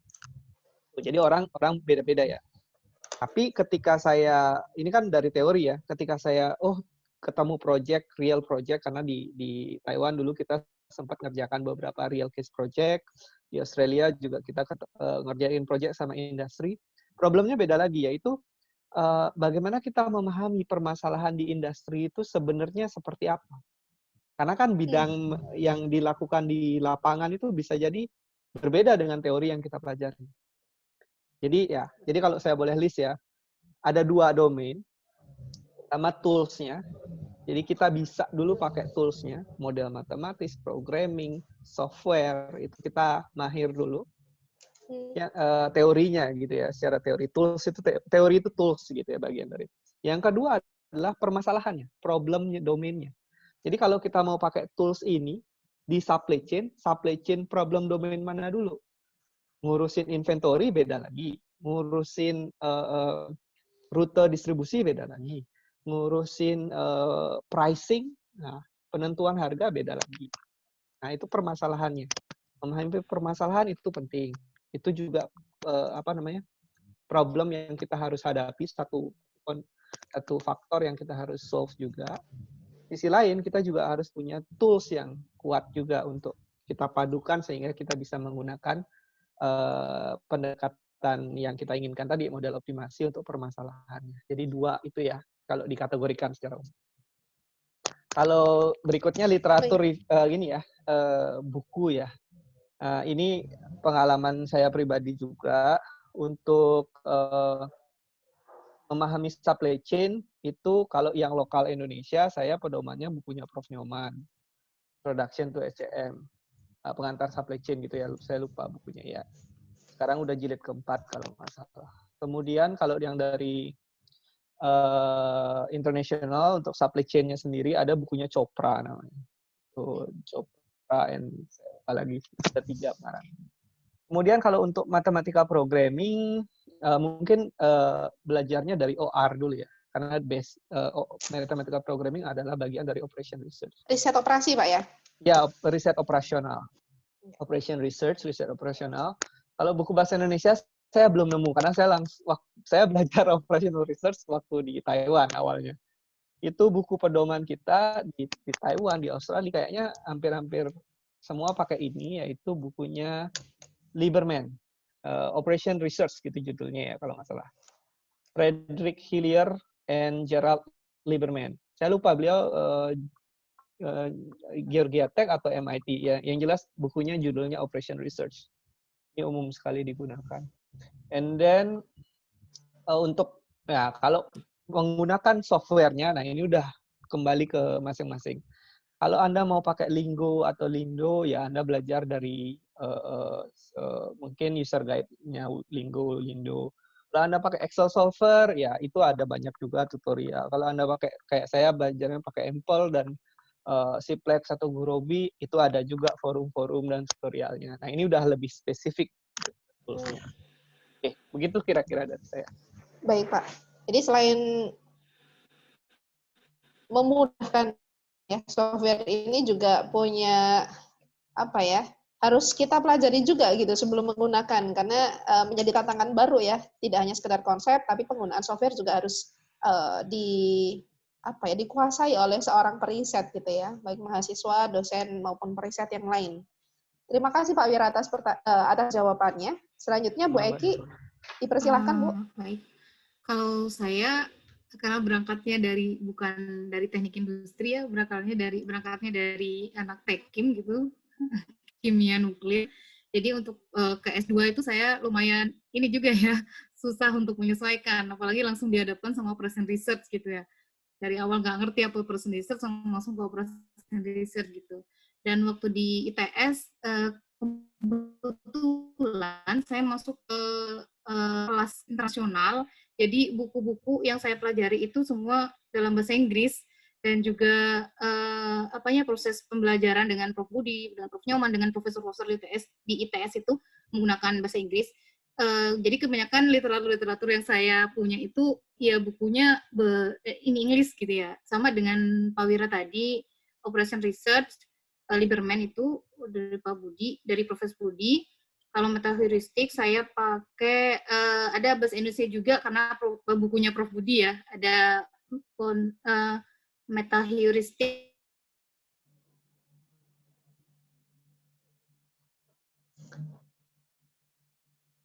Mohon maaf, Mbak Bu Eki, terputus ya?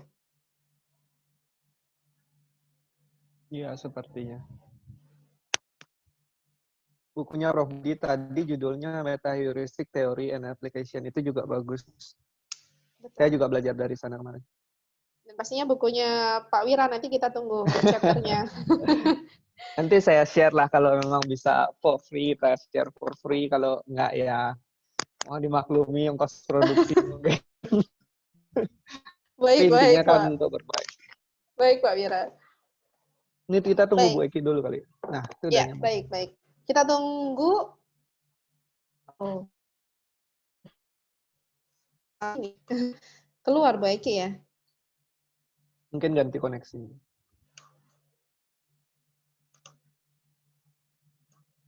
Baik. Halo. Maaf terputus. Alhamdulillah. Baik. Silakan Bu Eki melanjutkan. Jadi untuk metaheuristik selain bukunya Prof Budi, saya pakai metaheuristik dari El Ghazali Talbi, Metaheuristic from Design and Implementation. Saya pakai bukunya beliau. Selain itu kalau personalisasi sudah tadi ya. Itu sih Bu. Baik, terima kasih Bu Eki atas jawabannya. Karena berhubung waktu juga sudah mendekati jam 3 sesuai dengan pemberitahuan dari panitia. Jadi sesi diskusi kita cukupkan sampai saat ini. Nah, apabila masih ada pertanyaan, apakah diperkenankan Pak Wira atau Bu Eki menyampaikan langsung dari peserta ke Bapak Ibu? Silahkan panitia aja yang ini. Saya siap Baik, aja. baik. Nanti atau kita lanjutkan ke webinar-webinar selanjutnya, part 2 dan selanjutnya Pak Wira ya. Semoga berkenan Pak.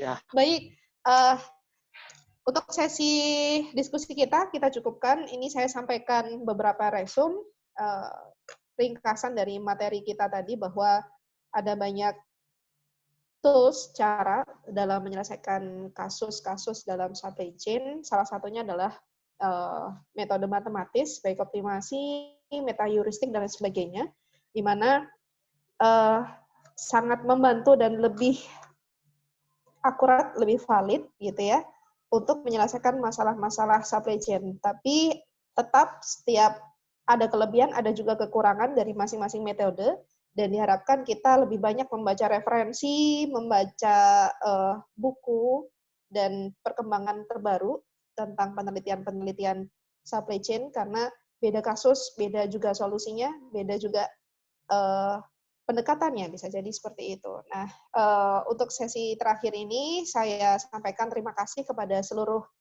pemateri dan juga kepada para peserta yang sudah aktif mengikuti sesi diskusi kita dari 1,5 jam atau sekitar 2 jam yang lalu. Terima kasih.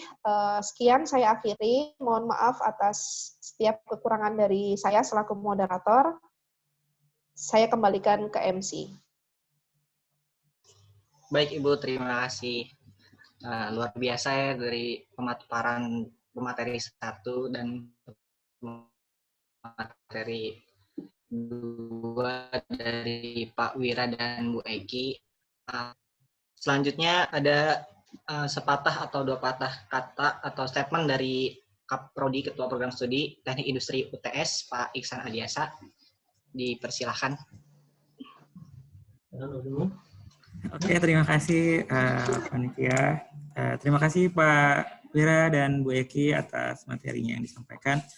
Jadi kalau dari saya, mungkin menurut teman-teman mahasiswa atau mungkin dari Bapak Ibu sekalian, ngerasa metode optimasi itu sulit, metode metaheuristik itu sulit. Tapi sebenarnya nggak ada yang sulit. Yang penting kita gimana kita mau belajar, kita mau mencoba hal baru, mau coba software baru, insya Allah nggak akan sulit seperti itu. Karena perkembangan teknologi sekarang itu selalu memudahkan kita untuk menjadi lebih baik. Terima kasih.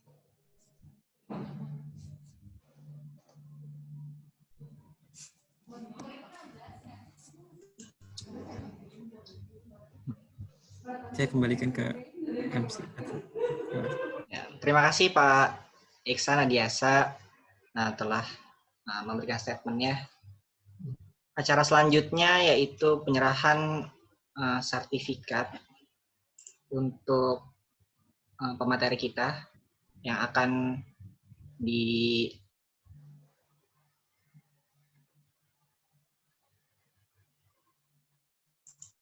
Bentar saya share screen dulu ya.